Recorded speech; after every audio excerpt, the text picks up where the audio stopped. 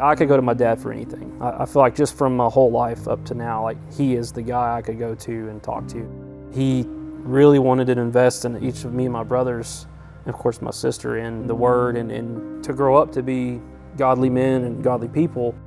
Growing up, we had such a really close relationship. And so like at a young age, it was always me and him. When I was 16, we moved from Lupton Drive Baptist Church to Calvary.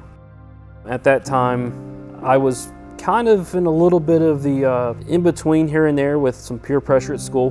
You know, I was kind of not really wanting to follow anymore. You know, I was a little bit more gravitating towards, I guess, more like the world's view of life. But I still had friends in the youth over there. And when they moved here, I wasn't happy about it. I was very disappointed.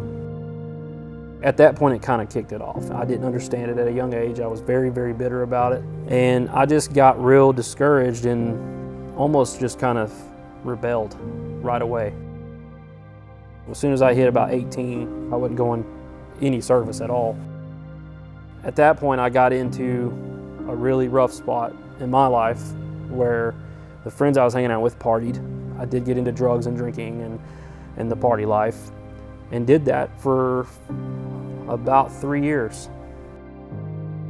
So it got to the point where me and Dad would fight and argue all the time.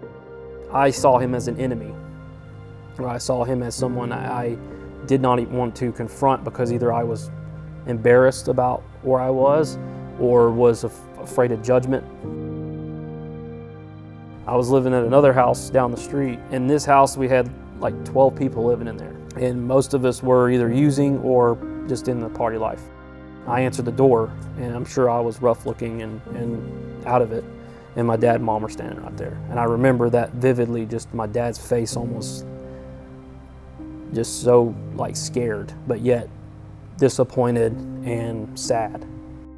I think at that point, I didn't feel that judging side anymore, or that like he wasn't mad. It was more like I'm concerned, like I'm scared. He didn't realize what was really going on. You know, around age 21, I was living with a guy over here in Lupton City. I kind of moved out in the middle of the night. I was scared to leave during the day because the guy I was living with was, I would say, a little intimidating.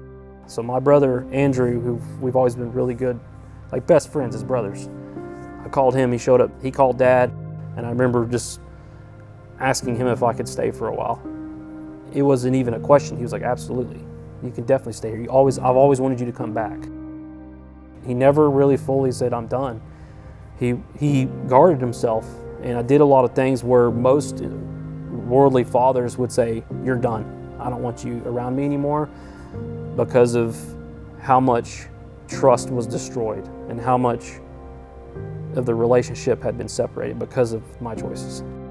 It was like, I always welcome you back with open arms, just like God. You know, we sin and we repent and ask for forgiveness, you know, and God forgives us. And, you know, just when Christ died on the cross, you know, and shed his blood for us and paid that price, you know, we have that, you know, by accepting him, we have that right of forgiveness. And I think that my dad displayed that with me specifically.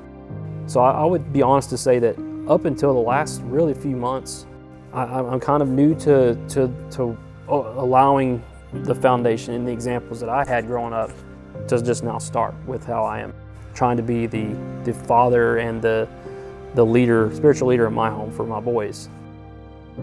That's probably what I most struggle to share with, is how, you know, a lot of fathers at this point can really say that the examples that I learned is what I'm living out, but it's not the case, and I'm just now getting into it.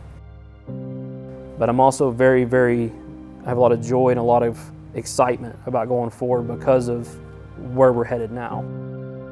I think I would say to my dad, thank you for always protecting me and to having the open and kind heart to failure and understanding that and always trying to pick me back up.